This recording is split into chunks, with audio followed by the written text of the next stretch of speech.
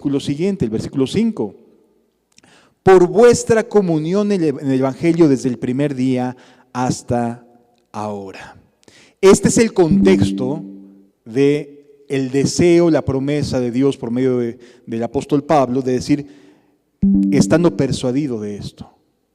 ¿Por qué razón Pablo podía estar persuadido de que el que comenzó la buena obra la terminaría? Por lo que nos dice el versículo número 5. Por vuestra comunión en el Evangelio. Es decir, la buena obra que empezó continúa siempre y cuando continuemos en comunión con el Evangelio. Esta condicionante previa a la promesa muchas veces no se lee y no se entiende, sino que se afirma sacando del texto de el que empezó la buena obra terminará, sacándolo de contexto, diciendo, Él va a concluir su obra en mí, Él lo va a hacer. Sí, siempre y cuando leamos el versículo 5, que dice, por vuestra comunión en el Evangelio. Es decir, que si yo me salgo del Evangelio, Dios no tiene ninguna obligación de llevarme hasta el final y presentarme como el Señor Jesucristo, con el Señor Jesucristo.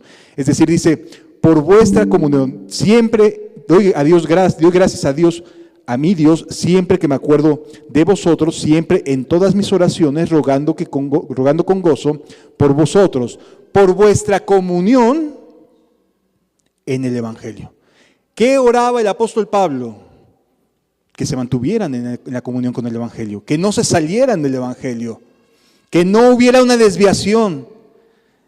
Con esta convicción, dice, estando persuadido de esto, estoy convencido de que si se mantienen en el Evangelio, el que empezó la buena obra, la perfeccionará hasta el día de Jesucristo.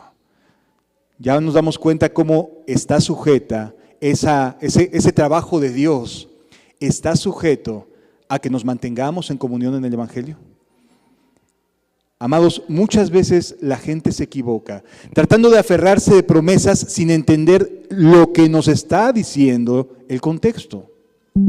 Sí, Él perfeccionará la buena obra porque permanecemos en el Evangelio. ¿Qué pasa si alguien no permanece en el Evangelio?